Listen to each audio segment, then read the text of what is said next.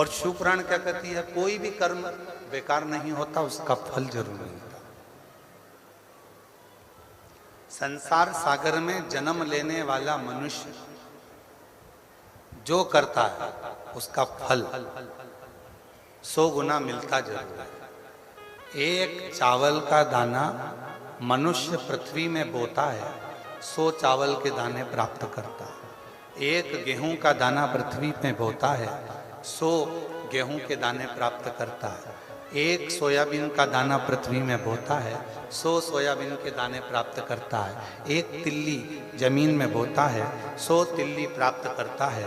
उसी तरह मनुष्य एक गाली अगर किसी को देता है तो 100 गाली उसको सुनने को भी मिल जाती है। और एक अच्छी वाणी अगर मुख से बोलता है तो 100 जगह से उसकी बड़ाई हो जाती है।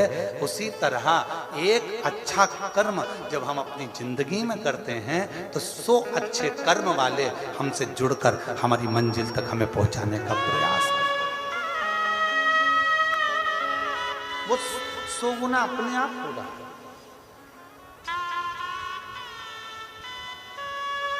उसको करा नहीं जा रहा है, वो अपने आप ही हो रहा है। और मैंने तेरे भरोसे बाबा, तेरे ही भरोसे हवा चलती जाए बाबा, डोर है तो छठी नाम कटी जावागी। बोले मैं तेरी पतंग मैं तेरी पतंग हवा उड़ती जावागी बाबा, डोर है तो छठी नाम कटी जावागी। एक कर्म अच्छा करिए, 100 कर्म अपने आप अच्छे होने लगेंगे। एक काम अच्छा करिए, 100 काम अच्छे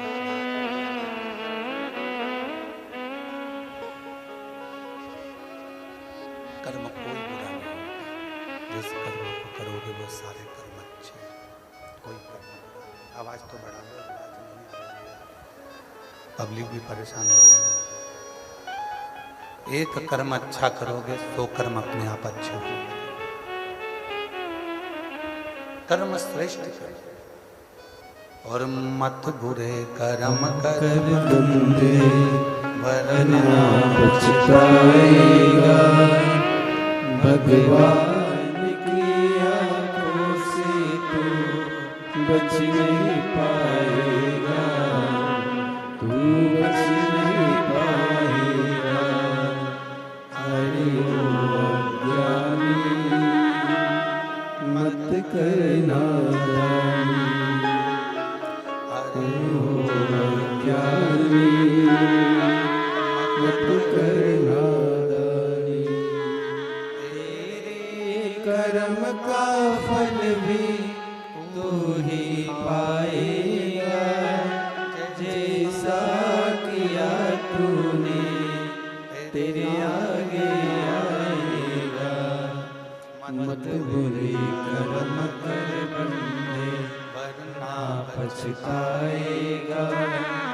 भगवान की आंखों से तू बच नहीं पाएगा, तू बच नहीं पाएगा। हरि ओम अज्ञानी मत करना दानी। भगवान शंकर का चरित्र कह रहा है, शिव महापुराण की कथा कह रहा है, शिव तत्व कह रहा है। त्रिकारी घाट पर पड़े हुए सारे निर्माल्य को एकत्रित करता है और उस एकत्रित करे हुए निर्माल्य को नदी की बीच धार में जहाँ पानी बहुत तेज मात्रा में बह रहा हो वहां ले जाकर छोड़ देता है। कोई भी कर्म आप अपनी जिंदगी में जितने कर्म कर रहे हो, कर्म यदि आपका श्रेष्ठ है तो उसका फल भी श्रेष्ठ ही हो। जो कर्म कर रहे हो उसका फल आपको श्रेष्ठ ही मिलना। अच्छा ही मिले।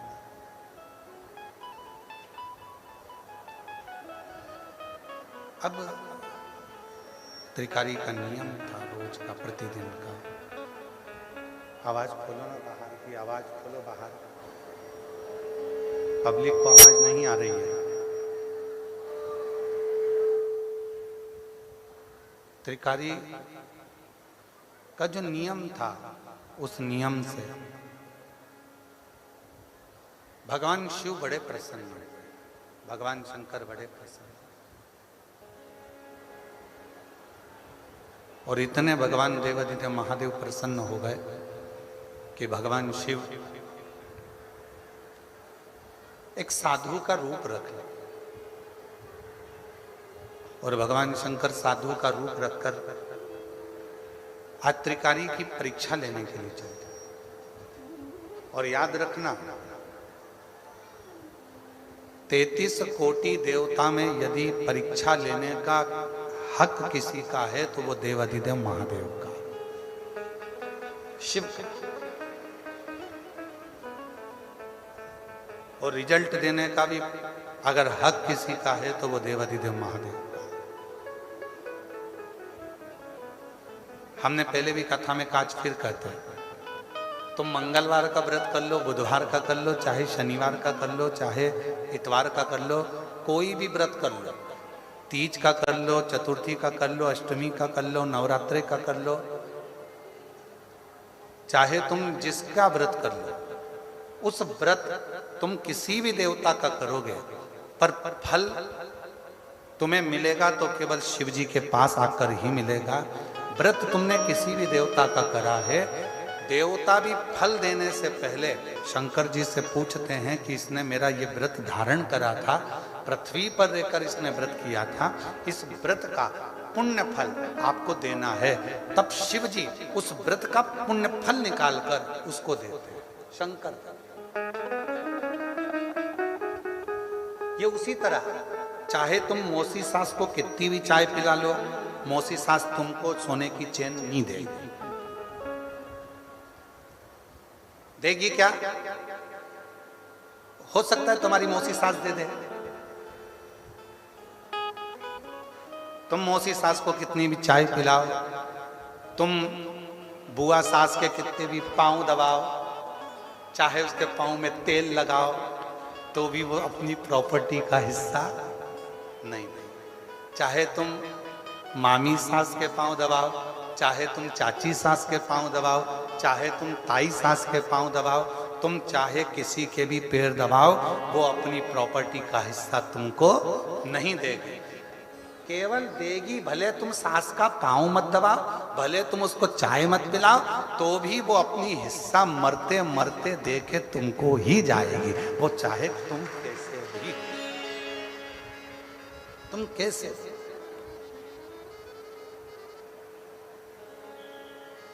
हिस्सा वही देगी, हक वही देगी, उसके सिवा कोई देने वाला नहीं, कोई नहीं। तुम चाय पिलाओ तो ठीक है, ना पिलाओ तो ठीक है, पानी पिलाओ तो ठीक है, ना पिलाओ तो ठीक है। उसी तरह तुम शंकर जी के मंदिर जाओ तो ठीक है, तुम शिव जी को एक लोटा जल चढ़ाओ तो ठीक है, तुम बेलपत्री चढ़ाओ तो ठीक है, ना चढ़ाओ तो ठीक है, तुम किसी भी देवता को भज लो, पर आखिरी में रिजल्ट तो शंकर जी ही बनाएंगे, सिग्नेचर उन्हीं के होंगे, और रिजल्ट तुम्हारे हाथ में उन्हीं के माध्यम से आना होगा। क्यों? क्योंकि ब्रह्मा ब्रह्म लोक के देवता हैं, और भगवान विष्णु वैकुंठ लोक के देवता हैं, इंद्र लोक के देवता हैं, और मेरे देव अधिदेव महादेव इस मृत्यु लोक के देवता हैं। मृत्यु लोक का अगर कोई रिजल्ट बनाएगा, तुम्हारे स्कूल का रिजल्ट तुम्हारे प्रिंसिपल टीचर बनाते हैं। बोलो बोलो, सत्य है कि गलत है? तुम्हारे स्कूल का रिजल्ट कौन बनाएगा? तुम्हारे टीचर, क्लास टीचर तुम्हारे क्लास का रिजल्ट बनाते हैं, स्कूल का टीचर स्कूल का रिजल्ट बनाता है। उसी तरह पृथ्वी का रिजल्ट कौन बनाएगा? इस पृथ्वी पर जन्म लेने वाले जितने भी जीव हैं, जलचर हैं, थलचर हैं, वायुचर हैं, जितने भी जीव हैं, मनुष्य हैं, संसार के ये मानव, संत, साधु, सन्यासी, तपस्वी, साधक, उपासक, बैरागी, त्यागी, जितने भी संसार में जन्म लेने वाला, चाहे साधारण सा साधारण, कोई गरीब बड़ा भी है, कोई अमीर भी है, कोई कैसा भी है, इन सब का रिजल्ट अगर कोई बनाएगा तो आखिरी में देवादिदेव महादेव ही बनाएंगे कि इसने कितना भजन करा, कितना पुण्य करा, कितना सत्कर्म करा, कितनी कीर्ति, कितना भजन, कितना कीर्तन, क्या करा इसने, आखिरी का रिजल्ट वही बनाएगा, कोई दूसरा नहीं बना।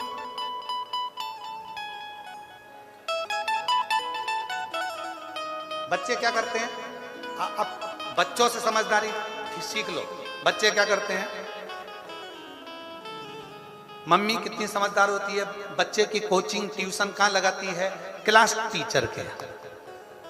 क्लास टीचर क्या क्यों लगाती है, एक दो नंबर अगर थोड़े गड़बड़ हो भी जाएंगे तो ये साल भर उसके यहाँ ट्यूशन जाएगा तो वो एक दो नंबर कहीं ना कहीं बढ़ा देगी। क्लास की टीचर है। इसीलिए आपसे निवेदन है, शंकर जी के मंदिर में ट्यूशन लगा लो, एक लोटा जल चढ़ाने रोज जाते रहोगे तो नंबर बढ़ाता रहेगा। ये कौन सा नंबर, कहा दुख काटने का, तकलीफें काटने का, कष्ट काटने का, परेशानियां काटने का। जो तुम्हारे जीवन में दुख है, कष्ट है, परेशानियां हैं, जो तुम्हारे जीवन में तकलीफें हैं, उसको काटने का नंबर मेरा शिव बढ़ाता रहे, मेरा शंकर बढ़ाता रहे।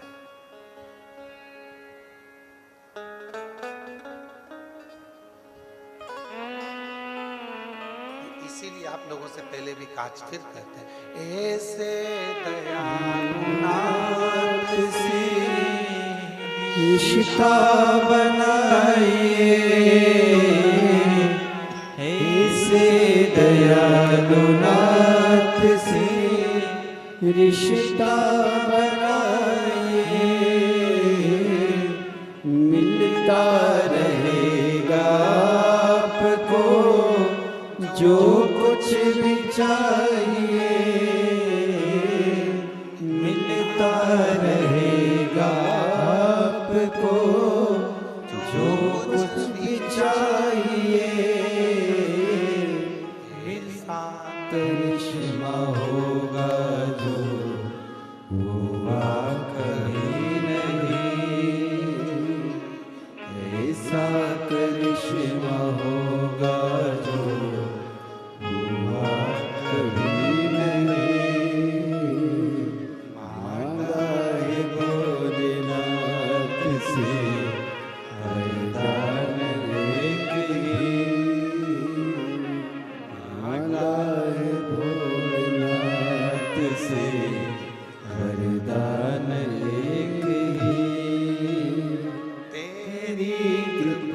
बनी रहे जब तक है जिंदगी,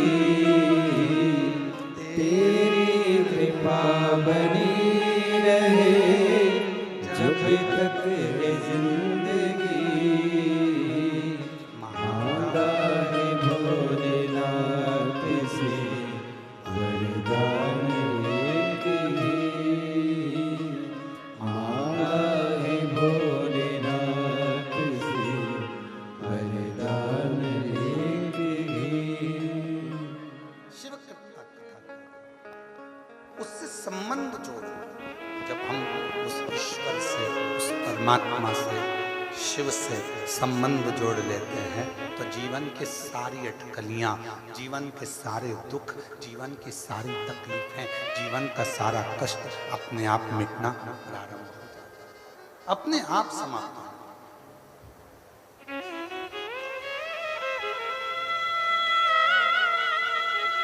थोड़ा बहुत यदि अब कथा देखिए,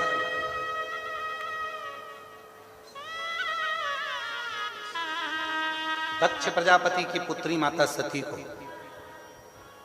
शादी होते से ही शिव जी कथा सुनाने लगे।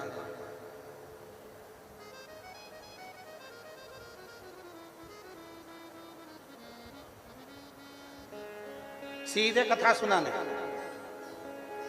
आपकी शादी के बाद तो आपके पति आपको होटल ले गए होंगे, शॉपिंग मॉल ले गए होंगे, सोना चांदी की दुकान पे ले गए होंगे, घूमने फिराने ले गए होंगे, पर मेरे देव अधिदेव महादेव का जब माता सती के साथ विवाह हुआ तो शिवजी सबसे पहले सती को कुंभज ऋषि की यहाँ कथा सुनाने ले गए,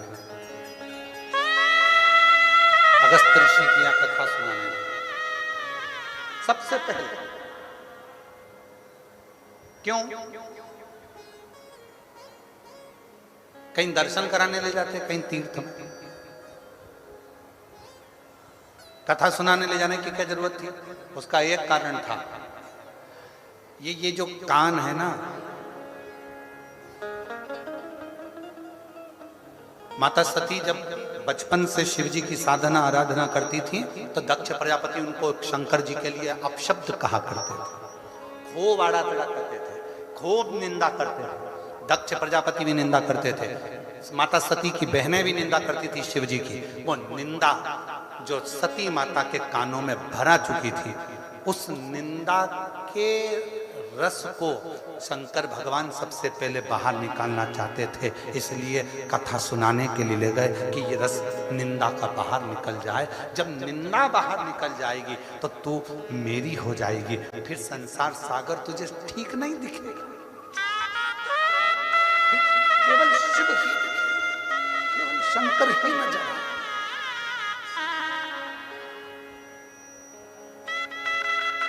तुझे कोई दूसरा नजर नहीं आएगा, कोई दूसरा तुझे नहीं दिखेगा, दिखेगा तो केवल शिव ही दिखेगा, दिखेगा तो केवल शंकर ही दिखेगा।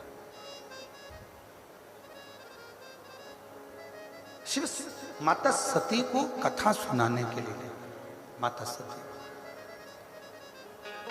और देखो कितनी सुंदर बात है, अगस्त ऋषि कथा कर रहे हैं, सती माता कथा कानों में जा तो रही है पर उतार नहीं पा रही, उतार।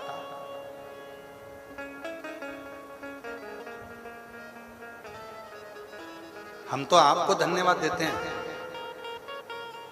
जितनी परीक्षा हमारी जिंदगी में हमने 30 साल में कथा देखी है और हर जगह कथा करने गए हैं और एक एक महीने में 3-3, 4-4 कथा होती है। जितनी परीक्षा हमने किसी कथा में नहीं देखी, उतनी परीक्षा हमने यवतमाल की इस कथा में देखी।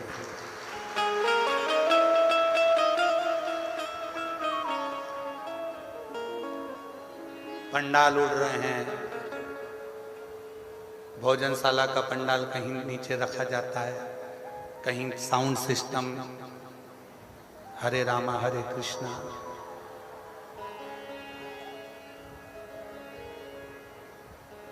और बचा कुचा था तो 2-3 दिन से लगातार पानी, और पानी भी ऐसा कि अब यजमान जो समिति है बहिराम देव शिव पुराण सेवा समिति, इसने तो पूरी व्यवस्था करी है, पर पानी के आगे किसका जोर। ऐसा पानी गिरे, पानी भी ऐसा गिरे जैसे सावन और भादों का, गरज गरज के, बरस बरस के। अच्छा, हमको तो ऐसा लग रहा था कि भगवान भी साउंड की टेस्टिंग कर रहे हैं, हमारा साउंड वाला तो गड़बड़ हो गए, तो भगवान सोचे कि मैं मेरा साउंड देखूं कहीं मेरा तो गड़बड़ नहीं हो गया, तो वो भी टेस्टिंग कर रहे थे। बिजली चमका चमका के, बिजली चमका के देखा, टार्च मार मार के, कोई गई कि नहीं गई घर। फिर देखा इंद्रदेव ने कि वो तो पंडाल में अभी भी बैठी है, तो एक बार फिर कर जाओ, फिर देखो बिजली चमका के, गई नहीं गई।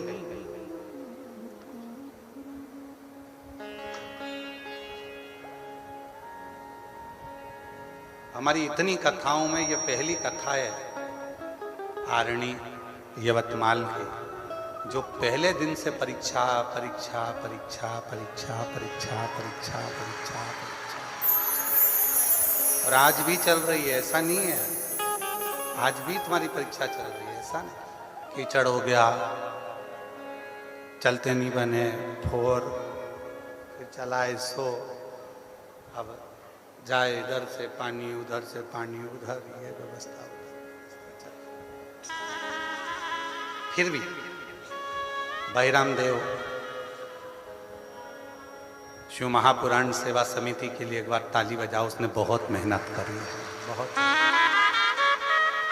यहाँ के विधायक महोदय को भी मैं धन्यवाद दूंगा, वो भी इस अथक प्रयास में लगे रहे कि ये कथा सुचारू रूप से चलती रहे। एक बार विधायक महोदय के लिए भी, उनके लिए भी ताली बजाओ कि उन्होंने भी, यहाँ के जो भी सदस्य हैं उन्होंने बहुत सुचारू रूप से इसको करने का प्रयास किया, बहुत कर।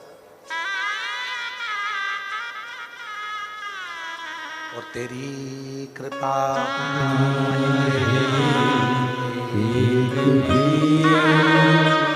लेते हैं श्वास तेरी कृपा से तनो तनो।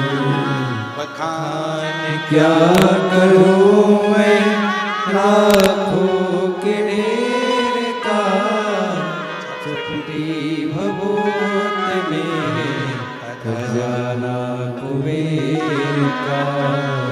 गंगा मुक्ति द्वार ओमकार तू, भोले ओमकार तू। आयो शरण तिहारी शंभु तार तार तू। बहुत परीक्षा चालू। तो शिवजी ने त्रिकारी केवट की परीक्षा ली,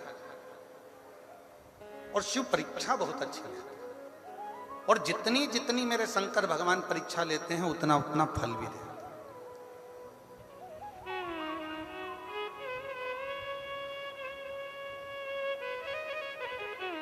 फिर स्मरण करिए, ऐसे दयालु नाथ से रिश्ता बनाइए, अपनी ट्यूशन ऐसी जगह लगाइए जहां प्रैक्टिकल में नंबर कम हो तो तुरंत बढ़ जाए। हम पाप की गठरी हैं। संसार में जन्म लेने वाला प्रत्येक मनुष्य चाहे कितना बड़ा भी पद पर क्यों ना बैठ जाए तो भी उसकी जिंदगी में उससे पाप हो ही जाता है। कहीं नहीं होता तो 4 स्थान पर हर व्यक्ति से पाप होता है। पहला, झाड़ू लगाते समय, अगर वो झाड़ू लगा रहा है उसके नीचे छोटे छोटे जीव मर जाते हैं जिसका पाप माथे चढ़ जाता है। दूसरा, पानी भरते समय, स्नान करते समय, कपड़े धोते समय, बर्तन धोते समय, बर्तन मांजते समय छोटे छोटे जीव मर जाते हैं, उसका पाप माथे चढ़ जाता है। तीसरा, अग्नि जलाते समय, अग्नि जलाएगा पतंगे जलेंगे, छोटे छोटे जीव जल जाते हैं, उसका पाप माथे चढ़ जाता है। चौथा, अपने घर से निकलकर कहीं जाता है, पाँव के नीचे छोटे छोटे जीव मर जाते हैं, उसका पाप माथे चढ़ जाता है। चाहे कोई कितना बड़ा भी पद पर बैठ जाए, चाहे कोई कितना बड़ा भी महात्मा क्यों ना हो जाए, चाहे कोई कितना बड़ा भी संत क्यों ना हो जाए, चाहे कोई कितना बड़ा भी धनपति वैभवपति हो जाए, और कोई कह दे कि मैंने पाप नहीं किया, ये हो ही नहीं सकता। 4 स्थान ऐसे हैं जहां पर हर व्यक्ति से पाप होता है। झाड़ू लगाते समय, चलते समय, स्नान करते, कपड़ा धोते, बर्तन धोते, अग्नि प्रकट करते, भोजन बनाते, अग्नि को सेकते, ये सब 4 स्थान पर थोड़ा ना थोड़ा पाप हर व्यक्ति से होता है। हर व्यक्ति के मस्तक पर पाप की गठरियां बंधी होती है।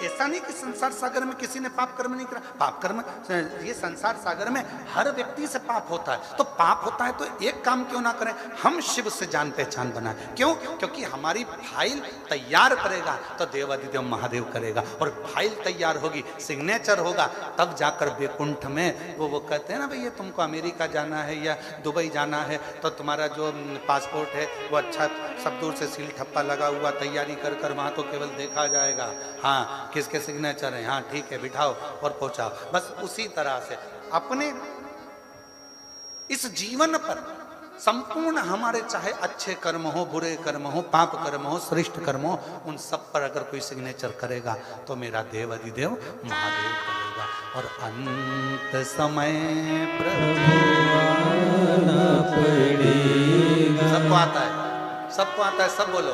अंत समय प्रभु आना पड़ेगा, वचन दिया तो निभाना पड़ेगा। आए ना आए प्रभु कुटुंब कबीला, अंत समय प्रभु आना पड़ेगा। वचन दिया तो निभाना पड़ेगा, अंत समय प्रभु आना पड़ेगा। पास में आपने जल चढ़ाया, आपने भजन करा, आपने बेलपत्र चढ़ाई, आपने मंदिर में झाड़ू लगाई, आपने पोछा लगाया, सब सेवा का रजिस्टर उसके पास तैयार है। एक पत्र है, ध्यान।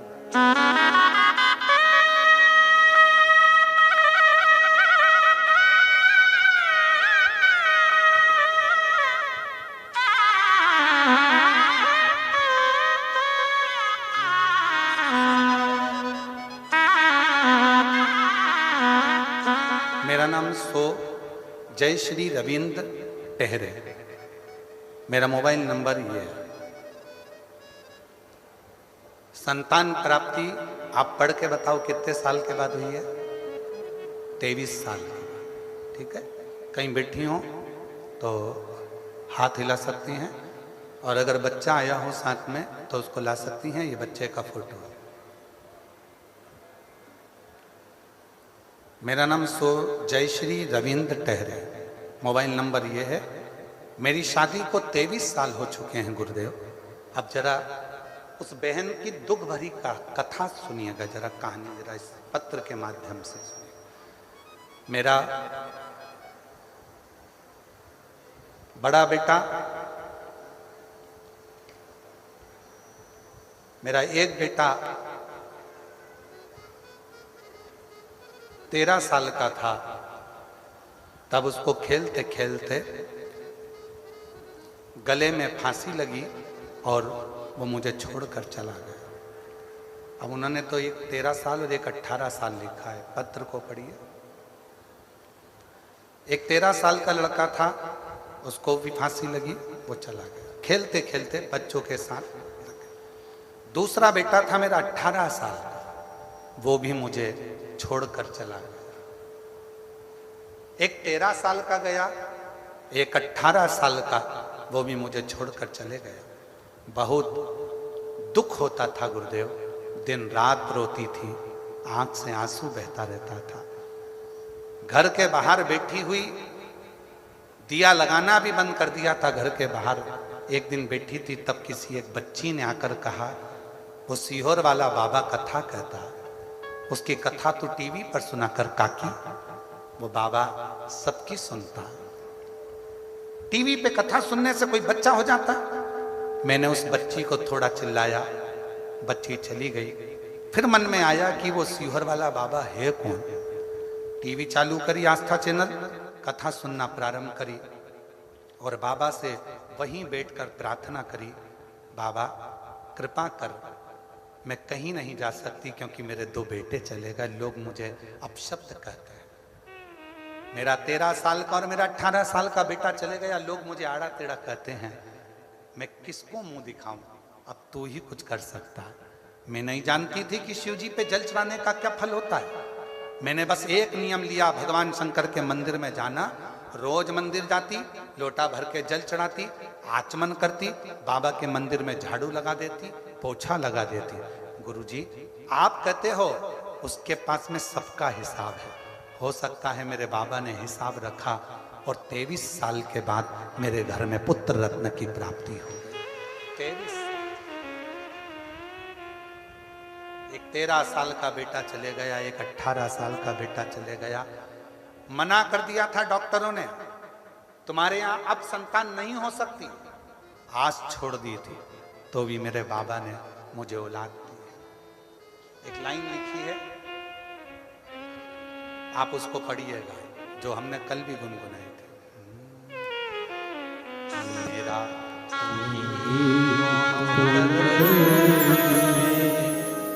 जिसे हर दर्द कहता मेरा तो हमदर्द है, जिसे हर दर्द कहता दुनिया के आगे प्रभु चुपचाप में रहता हूँ। प्रभु चुपचाप मेरा तू ही तो हमदर्द है, जिसे हर दर्द कहता हूँ। मेरा तू ही तो हमदर्द है, जिसे हर दर्द कहता हूँ। आया नजर ना कोई भी अपना, जब मुझको दरकार थी, जब मुझको दरकार थी, तब मेरे पद का जीवन के रथ का तू ही बना सारथी, तू ही बना सारथी। राघवने की हर कदम पर निगहबानिया, मेरा तू ही तो हमदर्द है, जिसे हर दर्द कहता हूँ। मेरा तू ही तो हमदर्द है, जिसे हर दर्द कहता हूँ।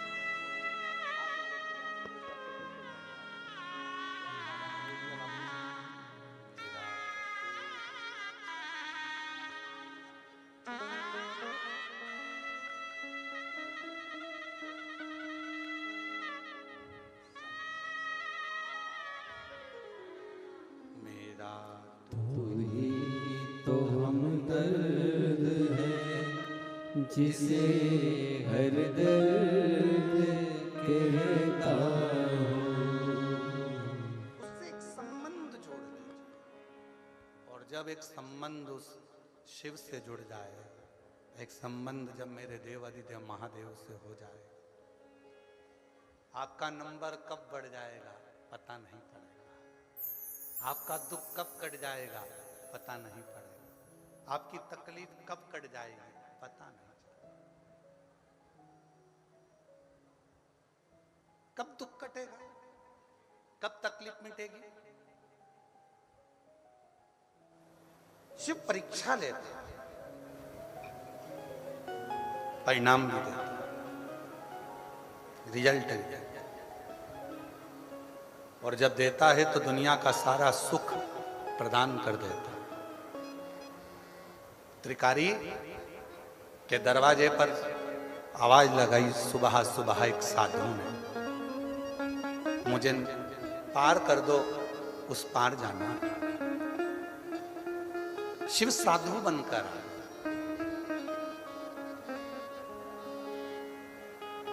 मुझे उस पार कर दो। त्रिकारी केवट ने कहा, बाबा जी थोड़ी देर तुम बैठो पेड़ की छांव में, मेरा नियम है, सबसे पहली नाव अगर लेकर जाता हूं तो जितना भी घाट पर निर्माल्य होता है, उस निर्माल्य को मैं अपनी नाव में रखता हूं, बीच धार में पानी की छोड़ देता हूं, जिससे निर्माल्य का विसर्जन हो जाए। बाबा जी मैंने उसको रखा है। बाबा जी आप थोड़ी देर बैठो। शिव तो साधु के रूप में आए थे, उन्होंने कहा त्रिकारी केवट होना तुम, मैं तुमको दक्षिणा देने को तैयार हूं, तुम्हारी भेंट देने को तैयार हूं, तुम मुझे पहले छोड़ो। नहीं नहीं, मैं पहले नहीं छोड़ूंगा, सबसे पहला मेरा नियम है निर्माल्य को मैं विसर्जन करूंगा, उसके बाद ही छोड़ूंगा। अब तो साधु ने कहा कि मैं तुझे तेरी उतराई दुगनी दूंगा। साधु जैसे ही बोले तो केवट त्रिकारी ने कहा नहीं नहीं नहीं, मैंने को नहीं चाहिए, मैं तेरी उतराई 4 गुना दूंगा, मुझे उतराई नहीं चाहिए। मैं तेरी उतराई 50 गुना दूंगा, नहीं। साधु ने अपनी झोली में से एक पोटली निकाली भरी हुई असरफियों की, असरफी की पोटली रख दी केवट के सामने। त्रिकारी केवट, ये ले असरफियों की पोटली और सबसे पहले मुझे उस पार छोड़ दे, बहुत जरूरी काम है, फिर तू तेरा काम करना। इतने में केवट हाथ जोड़कर बोला, बाबा जी आपकी ये पोटली आपके पास रखो, जितनी देर आप बात कर रहे हो उतनी देर में तो मैं निर्माल्य विसर्जन कर कर आ जाऊंगा। और त्रिकारी दौड़ पड़ा, घाट का सारा निर्माल्य उठाकर नाव में रखा, बीच मझधार में पानी में वो छोड़ दिया। और जैसे ही निर्माल्य का विसर्जन हुआ, त्रिकारी केवट वापिस आया और आकर जो देखता है तो वो साधु तो नहीं था, मेरा देव अधिदेव महादेव खड़ा था, मेरा शिव खड़ा।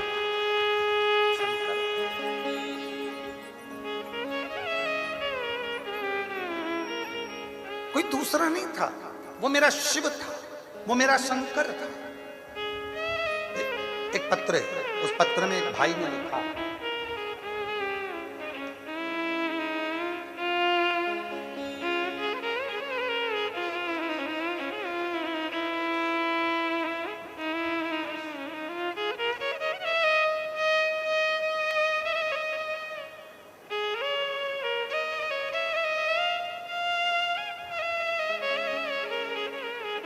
स्वाति विजेंद्र पाठक,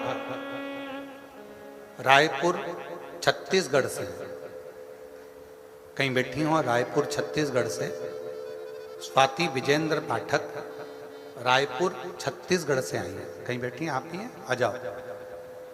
एक बेलपत्र लेकर, एक लोटे जल का मैं क्या वर्णन करूं। मैं रायपुर छत्तीसगढ़ की रहने वाली हूं।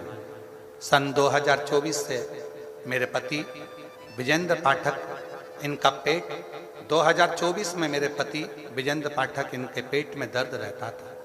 मेरे परिवार के लोगों ने उन्हें अस्पताल में दिखाया तो आराम मिला, और कुछ दिन के बाद बहुत ज़्यादा पेट में दर्द रहा तो हमने रायपुर के नारायण अस्पताल में भर्ती किया। वहाँ जांच की तो डॉक्टर ने कहा कि इनकी किडनी और पेनक्रियाज पूरे तरीके से खराब हो चुके हैं, इनका इलाज, इनकी हालत खतरे में। फिर डॉक्टर ने कहा कि इनको वेंटिलेटर में रखना पड़ेगा। तब से 2 महीने तक वेंटिलेटर अच्छा होना दिख नहीं रहा था। अस्पताल के बाहर रोज रोती मिली और उसने बताया कि नया रायपुर में कथा सुन ले, तुझे जरूर उसका लाभ मिलेगा। गुरुदेव, पति वेंटिलेटर पर पड़ा, मन कथा में कैसे लगे। पति भी हॉस्पिटल में रायपुर के, कथा भी रायपुर में छत्तीसगढ़ में चल रही, नया रायपुर में। वो माता ने कहा कि वो प्रदीप मिश्रा है, कथा कर रहा है, तू चली जा। मेरा पति वेंटिलेटर पे पड़ा है, मन कैसे लगेगा। कुछ मत कर, तू जा तो वहां की थोड़ी सी मिट्टी ही लेके आ जाना और वहां बैठकर उस मिट्टी को तेरे शरीर पर लगाना, विनती करना। गुरुदेव, मैं नया रायपुर ऑटो कर कथा में पहुंच गई। पति वेंटिलेटर पर था और वहां जाकर मैंने कथा सुनी। वहां से थोड़ी सी मिट्टी उठाकर लेकर आई। डॉक्टर ने मना कर दिया, कुछ भी चीज अंदर नहीं जा सकती। मैं अपने कपड़े पर मिट्टी लगा ली और लगाकर अंदर वेंटिलेटर के पास चली गई और अपने पति के शरीर को मैंने उस मिट्टी को उसके शरीर से लगा दिया। गुरुदेव, 2 महीने से जो पति वेंटिलेटर पर था, बाबा की कृपा से 5 घंटे के अंदर वो वेंटिलेटर पे काम करना प्रारंभ करा और वेंटिलेटर से हट गया। वापिस किडनी की जांच हुई, पेनक्रियाज की फिर जांच हुई और बाबा ने ऐसी कृपा कर दी कि डॉक्टर ने कह दिया कि किडनी और पेनक्रियाज पूरी तरीके से ठीक हो गए हैं और बाबा की कृपा से आज मेरा पति ठीक हो गया। मैं बाबा को यहाँ प्रणाम करने के लिए आई। गुरुजी, एक निवेदन है, आपके पंडाल की मिट्टी में क्या है? बहन, हमको भी नहीं मालूम, पर इतना जरूर मालूम है कि जब श्री शिवाय नमस्तुभ्यम का इतने मेरे भक्त मेरे शिव के उपासक जब जप करते हैं तो ये मिट्टी भी सिद्ध हो जाती है और उसका फल प्राप्त कर ऐसे दयालुनाथ से रिश्ता बनाइए, ऐसे दयालुनाथ से रिश्ता बनाइए, रहेगा आपको जो कुछ भी चाहिए, रहेगा आपको कुछ भी चाहिए। ऐसा करिश्मा होगा जो हुआ कभी नहीं, ऐसा करिश्मा होगा जो हुआ कभी नहीं। मांगा है भोलेनाथ से वरदान लेके भी, मांगा है भोलेनाथ से वरदान लेके भी। तेरी दया बनी रहे जब तक जिंदगी, बोलो बोलो यवतमाल वालों सब बोलो, तेरी दया बनी रहे जब तक है जिंदगी। मांगा है भोलेनाथ से वरदान लेके भी, मांगा है भोलेनाथ से वरदान लेके भी। बस उसकी उदारता, उसकी शरणागति।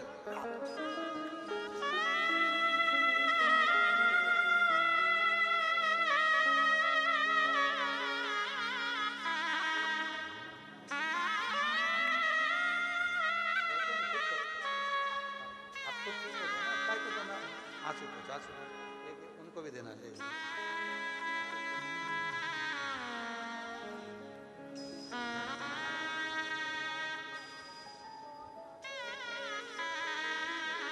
बेटी कह रही है बहुत ज़्यादा सीरियस थे, डॉक्टर ने तो हाथ ही ऊंचे कर दिए थे, 2 महीने से वेंटिलेटर पर। डॉक्टर ने कहा था 1% भी चांस नहीं है, केवल बॉडी ही जाएगी।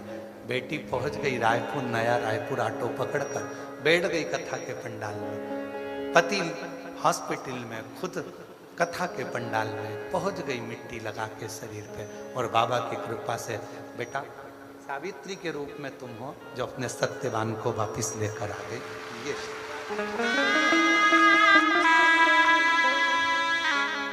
दीदी कह रही है कि उसने मंदिर नहीं छोड़ा गुरुजी, लगी रही। डॉक्टर से कह दिया मेरा पति जाएगा नहीं, मैं उसको लेके वापस आऊंगा, और शिव कृपा से उस शिव के प्रति भरोसा। हमने अभी कथा के शुरू में कहा शिव परीक्षा बहुत लेता है। यवतमाल आरणी वालों की ना जाने क्यों ले रहा, इतनी परीक्षा। और गजब आप लोगों की भक्ति। पर एक निवेदन हमारा आप लोगों से है, जब बहुत तेज हवा चले, समिति आप लोगों से निवेदन करे, भाई रामदेव श्री शिव पुराण कथा समिति आप लोगों से कहे कि पंडाल से बाहर निकल जाओ, तो निकल जाया करो। उनको भी भय लगता है, डर लगता है। प्रशासन भी आप लोगों से बार बार निवेदन करती है कि भाई पानी आ रहा है, हवा चल रही है, आंधी चल रही है, अपन गीले हो जाएंगे ना, चल जाएगा। शरीर का कुछ बिगड़ना तो हो नहीं गीले होने में, भले सामान रखे रहने दो, पर अपन पंडालों से बाहर हो जाओ। और हम तो यहाँ तक कहेंगे, अगर आप लोगों के घर आसपास में हो, रोज आंधी तूफान पानी आ रहा है, अगर आप लोगों के घर आसपास में हो तो आप रोज जाना आना कर लो और बड़े प्रेम से जाओ। ये मत सोचना कि 100 रुपये 50 रुपये लगेंगे, बाबा से कह कर जाएंगे, 50 रुपये तुम खर्च करो, 50,000 वो देगा 1 हफ्ते के अंदर। तो तुम चिंता मत करो, अपना आना जाना चालू करो। ज़्यादा पंडाल में पानी भरा रहता है, आंधी चलती है, पानी आता है, तूफान चलता है, सबका हृदय, चाहे प्रशासन हो चाहे समिति हो, हमारे को भी कक्ष में बेचैनी लगी रहती है तुम्हारे चक्कर में कि तुम्हारा सब स्वास्थ्य ठीक रहे, सब आनंदमय रहे। थोड़ा सा ध्यान, शिव है। कई लोग कहते हैं हम शिव जी के भरोसे, हम भी शिव जी के भरोसे, पर कर्म तो करना पड़ेगा ना। सब शिव के भरोसे रो मना नहीं है, परंतु थोड़ा वो तो जब कोई कह रहा है कि बाहर निकल जाओ, निकल जाओ, चल दो, अपने को आगे बढ़ाओ। शिव तत्व का त्रिकारी की परीक्षा ले ली। केवट के सामने भगवान शंकर प्रकट हो गए। केवट, त्रिकारी, गजब, तेरी भक्ति मुझे पसंद है। त्रिकारी, मेरा एक नियम है, मेरे मंदिर में गुआरी लगाने वाला, मेरे मंदिर में दीप जलाने वाला, मेरे मंदिर में लेपन करने वाला और मेरे निर्माल्य को विसर्जन करने वाला कभी भी भटकता नहीं है, उसकी मंजिल तक मैं पहुंचा कर रहा हूं।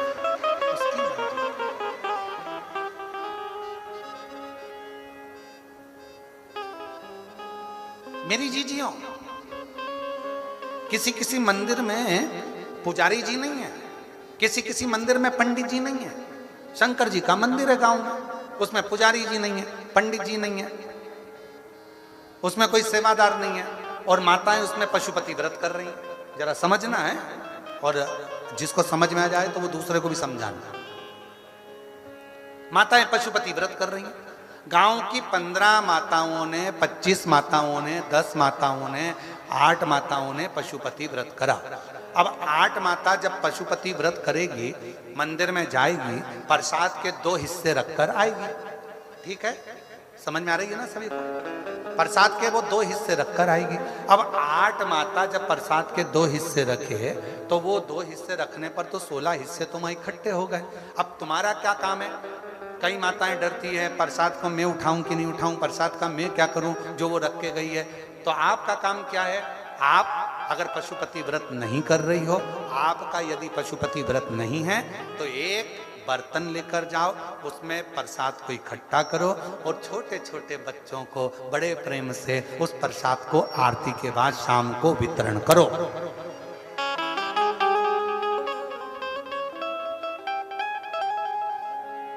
उस प्रसाद का वितरण करो।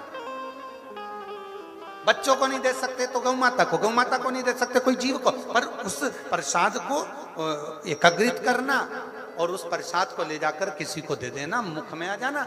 और ये नहीं है कि गुरुजी वो दूसरे के पशुपति व्रत का प्रसाद मैं खा सकती हूँ कि नहीं खा सकती। तुम्हारा व्रत थोड़ी ना है, तुम्हारा, उसने तो शिव जी को दिया है ना, उस भाग को तुम वितरण कर सकते हो बाबा से कहकर, बाबा ये भक्तों के लिए प्रसाद छोड़ कर गए हैं, आपके भक्तों के लिए है, देना।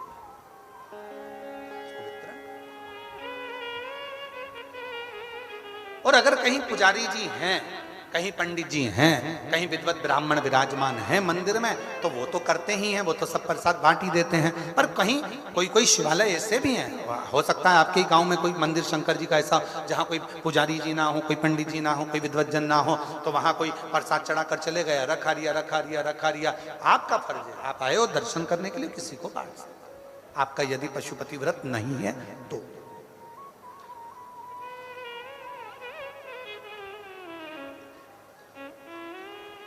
सेवा का फल मिलता है। सेवा किसी भी रूप में, किसी भी रूप में सेवा।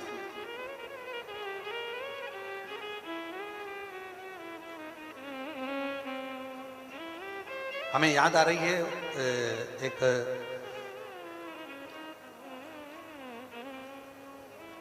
नोएडा के एक अमित रघुवंशी नाम का एक लड़का, नोएडा में उसका मिलना हुआ। अगर वो कथा सुन रहा होगा तो उसको प्रसन्नता भी होगी। अमित रघुवंशी, अच्छा बच्चा, 4 भाई हैं, 2 भाई दिल्ली में, वहीं नोएडा में हैं। उसने बहुत मेहनत कर ली, आखिरी में भी नोएडा में आने के बाद भी उसकी कोई जॉब नहीं लग रही थी। और हम वहीं कथा करने के लिए, वो स्कूल में कथा चल रही थी हमारे, कौन सा स्कूल था वो स्मरण में नहीं है हमको, हम वहाँ कथा कर रहे थे। वो आया मिलना है। अब हम तो कुछ बताते ना करते। उसने कहा गुरुजी प्रणाम, ऐसा ऐसा है, क्या करें?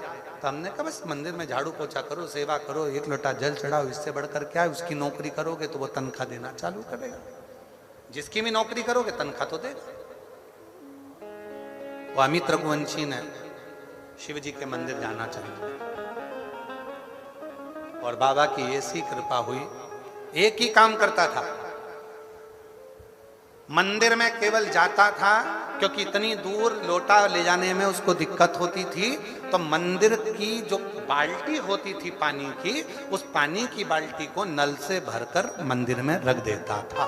बस एक ही काम करता था, बाल्टी को भर के मंदिर में रख देता। और जो आता था वो मंदिर को एक बाल्टी, जो दूर रहते वो लोटा नहीं लाते, तो वहां से भर भर के चढ़ाते। उसका फल ये मिला कि उस अमित रघुवंशी की नौकरी इतनी अच्छी कंपनी में लग गई। बाद में उसने पत्र लिखा, गुरुजी आज मेरी नौकरी अच्छी कंपनी में हो गई। ये शिव की उदाहरण, ये शिव। किसको नहीं दिया मेरे शिव? मेरे शंकर भगवान किसको नहीं देते? सबको।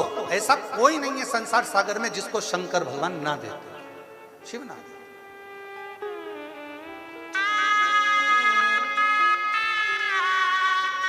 महाराज बस उसकी साधना, उसकी उपासना, उसकी भक्ति, उसका विश्वास, उसकी दृढ़ता हमें सुख देती, हमें सुख देती। अब भरोसे तो रहो।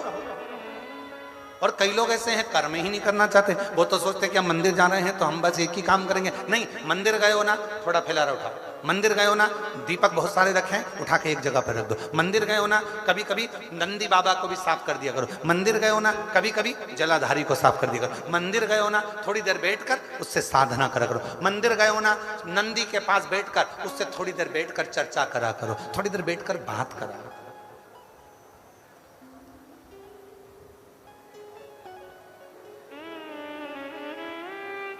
बैठ गए वो, आ बैठ मेरे पास तुझे बैठ मेरे पास, कुछ कहो ना मुझसे कहे, बैठ मेरे पास तुझे देखता रहो, बैठ मेरे पास। कुछ नहीं सूझे, बस कुछ।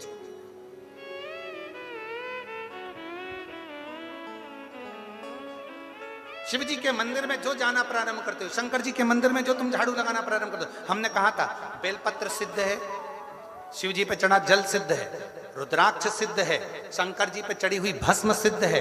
हमने आपसे कहा शिव जी के पास जो जा रहा है वो सब सिद्ध है, शंकर के पास जो पहुंच रहा है वो सब सिद्ध है। उसमें कुछ ये नहीं सोचना पड़ेगा कि इनको सिद्ध कैसे करें।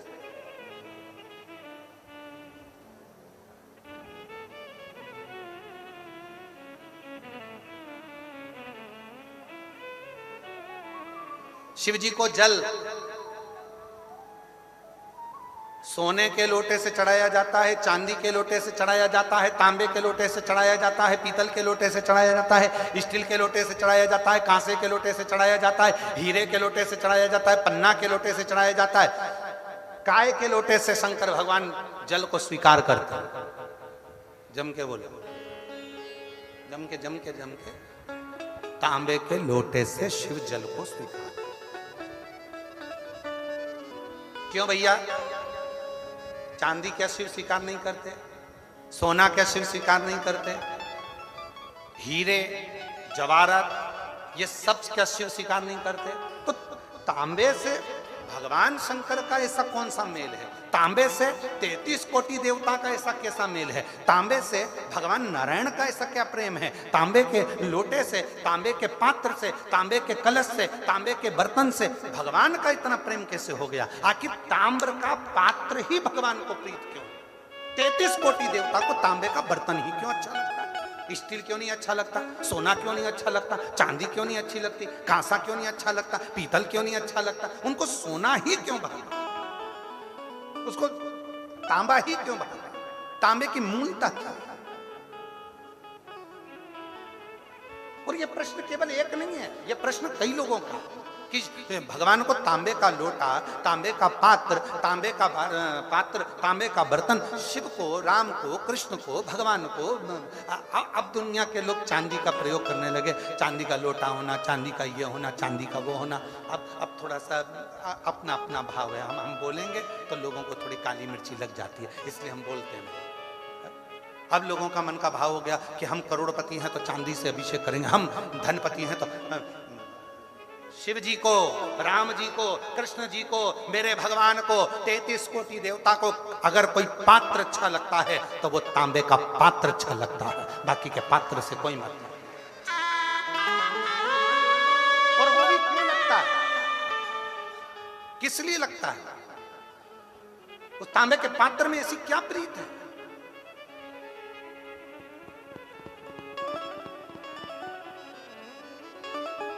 उसमें ऐसी क्या प्रीति आ गई? तो उसका भी वर्णन हमारे यहाँ शिव महापुराण में।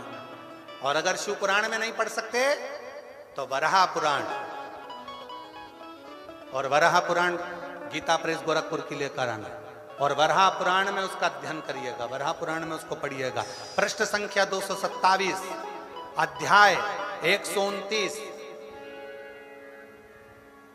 वराह पुराण आप उसमें पढ़िएगा, एक चरित्र मिलेगा बड़ा सुंदर। शिव का एक भक्त है, पर हे असुर, राक्षस है, असुर है, असुर प्रवृत्ति है उसकी, और नाम है उसका गुड़ाकेश। उसका नाम है गुड़ाकेश, और वो गुड़ाकेश वराह पुराण कहती है वो गुड़ाकेश असुर है, बहुत उपद्रव मचाता है, बहुत उत्पात मचाता है, बहुत उत्पात।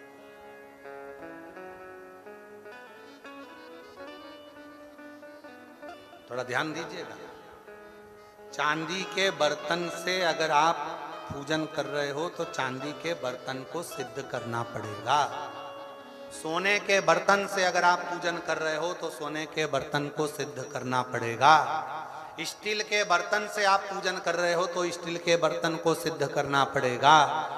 केवल एक पात्र होता है तांबा, जिस पात्र को सिद्ध नहीं करना पड़ता वो अपने आप सिद्ध रहता है, अपने आप।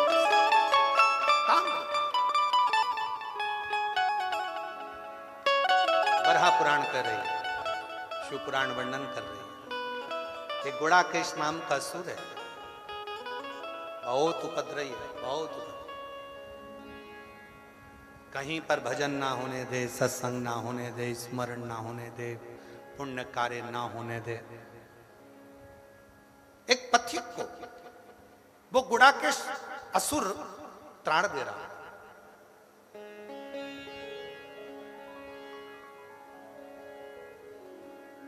बहुत ताड़ दे रहा है।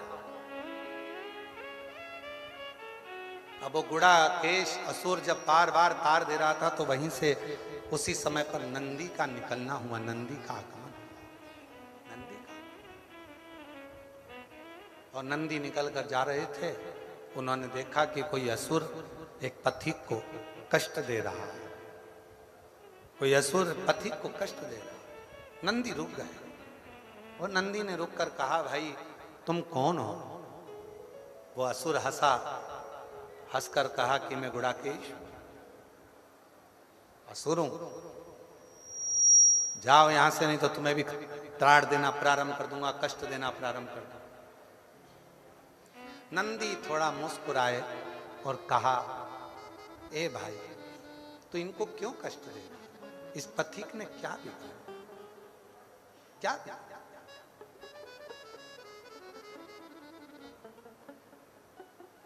इस पथिक ने तेरा कुछ बिगाड़ा है जो तू उसको कष्ट दे रहा है? दुनिया में ऐसे कई लोग ऐसे हैं जो किसी को पहचानते नहीं हैं, एक आध बार मिले भी नहीं है, उसको जानते भी नहीं है, पर किसी ने एक कमेंट्स बुरा कर दिया, बुरा लिख दिया, और उसने फिर कमेंट्स में बुरा लिखना प्रारंभ कर दिया। तो उससे मिला था क्या? तू एक आध बार उससे मिलकर आया था क्या? नहीं मिला, फिर कमेंट्स क्यों कर रहा है? जब हम उसे पहचानते ही नहीं, हम उससे मिले ही नहीं, उसका स्वभाव ही नहीं जाना, उसका व्यवहार ही नहीं जाना, और किसी ने निंदा करी और तुमने निंदा करना प्रारंभ कर दी। किसी ने निंदा करी और तुमने निंदा करना चालू कर दी।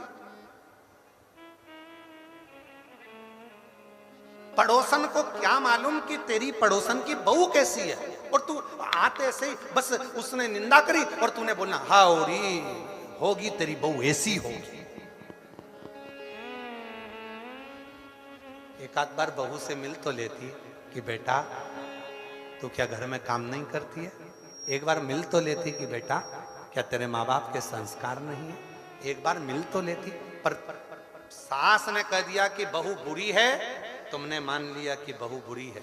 ऐसे ही संसार में कई लोग हैं जो कह देते हैं वो बुरा है, तो लोगों ने मान लिया हो सकता है वो महाराज ऐसा ही हो सकता है वो व्यक्ति वैसा ही हो सकता है वो व्यक्ति बुरा ही हो सकता है वो बहू बुरी हो सकता है वो सास बुरी हो। कैसे मान लिया? ना तुम मिले, ना बात करी, ना कभी उससे चर्चा करी, और तुमने बुरा बोलना चालू कर दिया। केवल निंदा सुनकर, केवल बुराई सुनकर, केवल निंदा भीतर उतार कर तुम निंदा में लग गए।